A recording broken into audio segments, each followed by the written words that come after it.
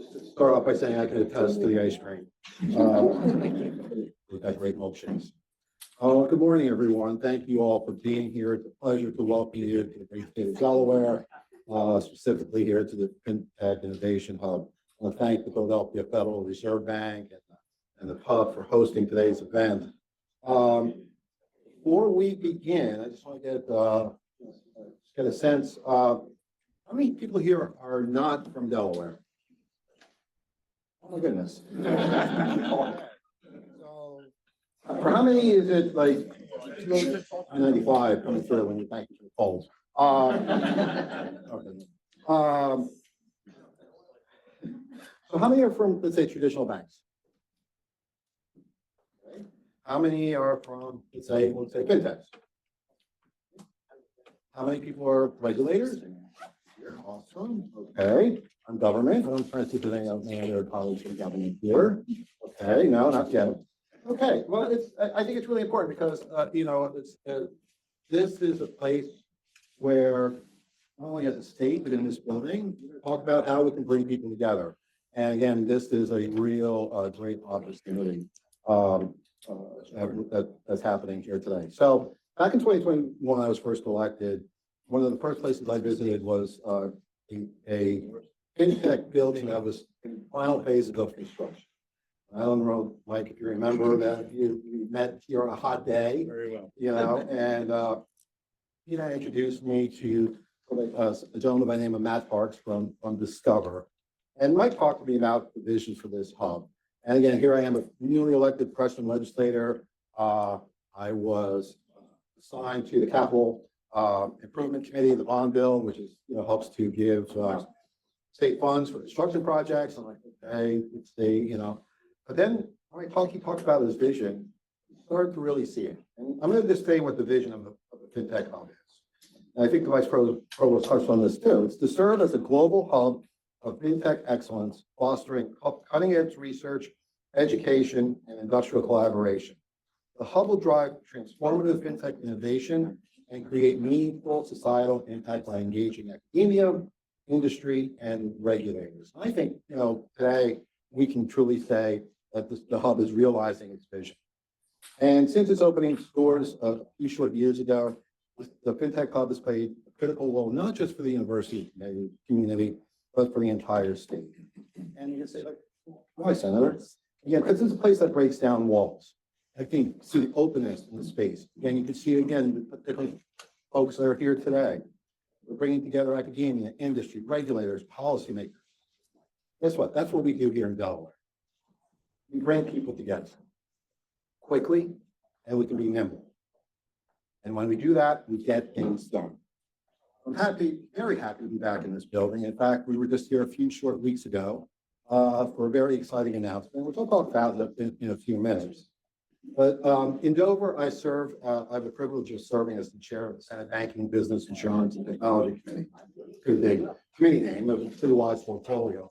And in this role, the last 6 years, working with a number of you in this room, as well as folks across the banking, insurance, and technology sectors, to ensure that Delaware laws not only address the current business environment, but can shape the business environment. So let me just start again and ask another question here. This morning, get a little audience participation, get you turned on here with coffee. Everybody has a credit card, right? It's okay, I'm not taking your credit card. Okay, so again, for those of you who may not be from out of state, there's a local saying here. Originally, it was Delaware is home to 3 C's: chemicals, chickens, and cars.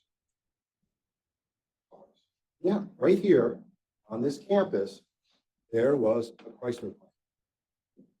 Built cars.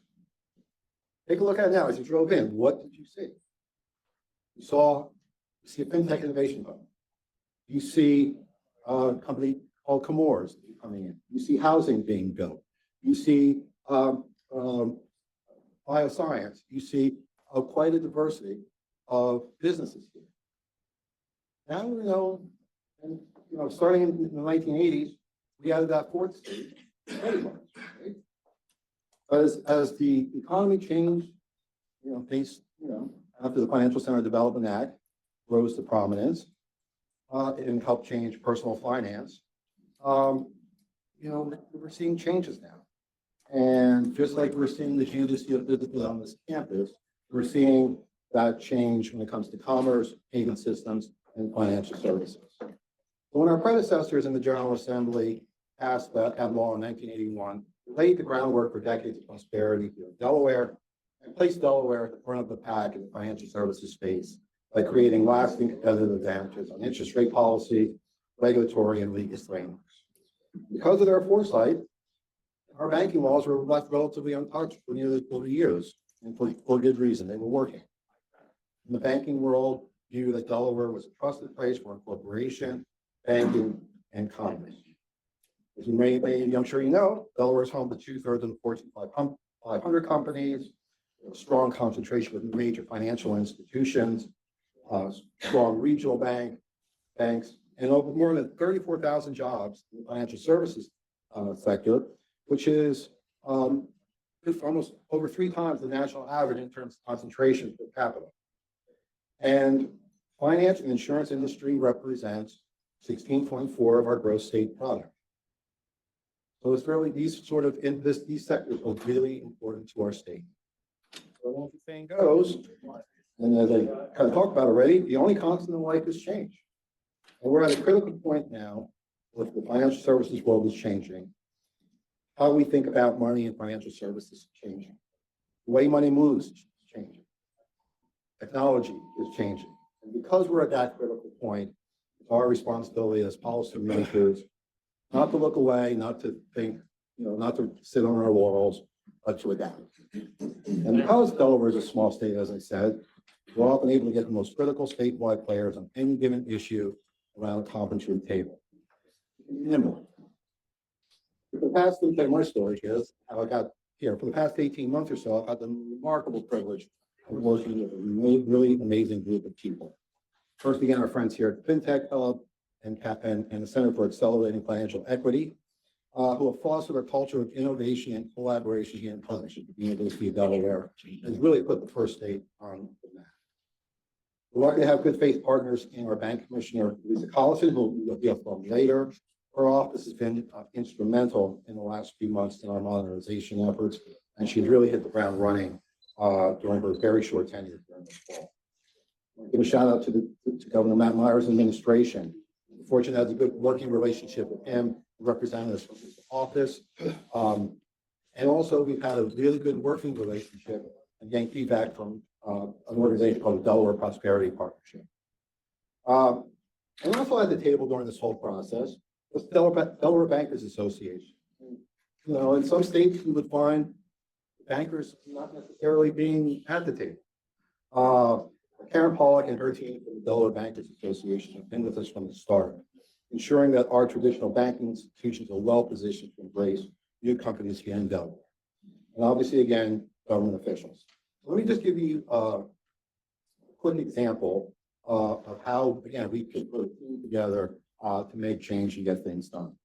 Last year, Delaware had an opportunity to participate in the American FinTech Council's Policy Summit in Washington, D.C. It was an incredible opportunity to have a special Delaware breakout session where we had a delegation led by our United States Congresswoman, Sarah McBride, Delaware's Lieutenant Governor Kyle Evans-Gay, representatives from the Delaware Bankers Association, the Prosperity Partnership, Cafe, University of Delaware, the Delaware Technology Park, myself. And again, the feedback from folks at this conference was a little bit surprising. They're like, wow, how did you get all these different groups to come together? It's safe to say it wasn't something they saw every day. So along with other FinTech, so it wasn't just a group that just went there, we kept working. And we kept working with industry leaders very closely to put Delaware on a path that keeps us on the cutting edge of national banking laws.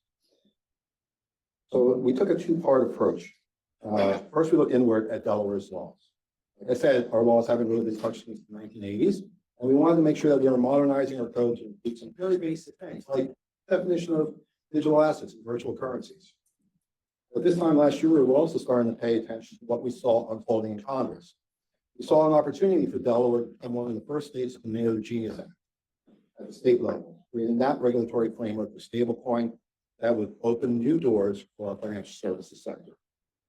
Just a few weeks ago, many of us here came together and announced a package of legislation, right, actually downstairs, where we introduced 3 bills, all of which were bipartisan. Hey, how often do you hear that, right? This is bipartisan. That we plan to work through the Delaware General Assembly before the end of our session on June 30th, and plan to have the governor sign later this year. So again, for those of you who don't spend your time following legislation and your day jobs, let me just talk really quickly and summarize what these 3 bills are going to do.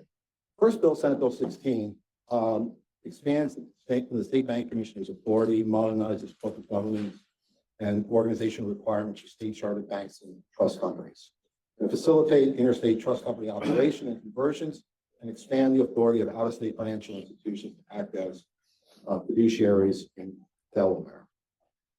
This bill is intended to attract some financial institutions to Delaware, just as we did in the 1980s. Attracting financial institutions to Delaware can also benefit the Community through Community Reinvestment Act, which requires most federal insured banks to have special support through low-interest loans advanced to moderate income communities. Community Reinvestment Act has historically resulted in millions of dollars of support for low and moderate income communities in Delaware. We maintain state-of-the-art trust laws that makes us the jurisdiction of choice to establish trust in the U.S. and has one of the largest talent pools in the country. We want to make sure we're staying ahead in the ability to form new state chartered financial institutions.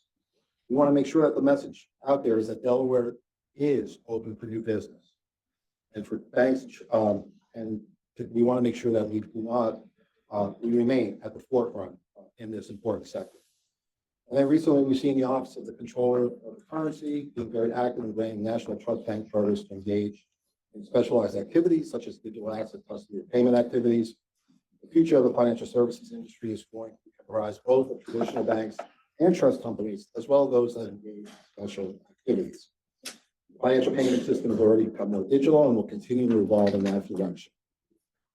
So like I said, what we want to do is make sure that we remain at the very front of the pack when it comes to bank and trust laws here in Delaware.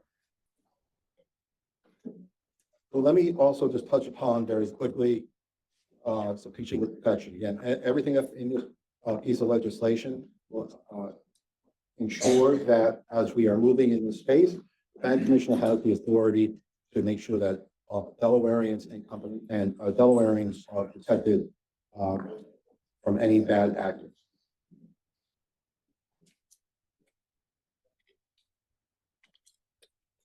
Also, too, we just introduced the Australia Senate Bill 18, which is the Delaware Money Transmission and Virtual Currency Modernization Act. And again, this was drafted was based on model legislation from the Conference of State Bank Supervisors Money Transmission Model Act. And again, this legislation is consumer protection focused and ensures that states can coordinate on regulation and license. The third bill is Senate Bill 19, the Delaware Payment Stablecoins Act. Again, Senate Bill 19 establishes the state's regulatory framework for payment stablecoin issuers and digital asset service providers. It implements the Federal Genius Act, as the Genius Act constitutes the dual system of regulation. So states want the ability, obviously, to license and regulate payment stablecoin issuers and digital asset service providers. They're required to adopt regulatory framework. The Genius Act requires state regulatory frameworks to be substantially similar to the federal regulatory framework. And what you see now, again, there's a substitute that takes into account the recent guidance that's been issued by Treasury and other the OCC, so that we've already taken that into account with this enabling legislation. Senate Bill 19 also, again, is going to require robust supervision, regulation, and consumer protection provisions that will cause payment stablecoin issuers to be regulated and supervised, much like banks and other financial institutions. So both of those bills I just talked about, Senate Bill 16 and 19, have been released from committee. And it's my hope that we will advance the full Senate floor vote in hopefully as soon as next week, but we'll see, but definitely in a few short weeks. So taken together, it's all this package of legislation will signal to the financial sector that Delaware remains open for business. At the same time, we're placing important guardrails for consumers and businesses alike. As I said, it's We want to make sure that we are protecting our Delawareans as we enter this new phase of financial services. So let me just look to kind of come to a conclusion here. And the reality is that our modernizing our banking code has been long overdue. In this package of legislation, we're not changing the identity, Delaware's identity in the financial services sector, but we're continuing a tradition that has made us successful in the first place. Financial services ecosystem continues to evolve with new technologies, new payment systems, and new ways for consumers and businesses to access financial services. Delaware has always been recognized as thoughtful, responsible updates to our laws help ensure that we remain competitive while maintaining strong consumer protections.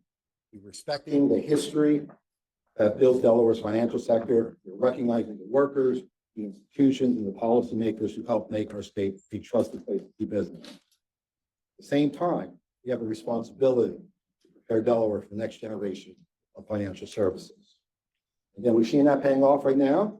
We've had the recent opening of Cross River Bank's opening its branch in Wilmington, the ongoing work here at Cafe and the University of Delaware. We're seeing students having opportunities to work with people in the industry, and we're making it clear to the world that we have the right combination of financial services, technology, geography, and people power for FinTech companies to do business here in Delaware.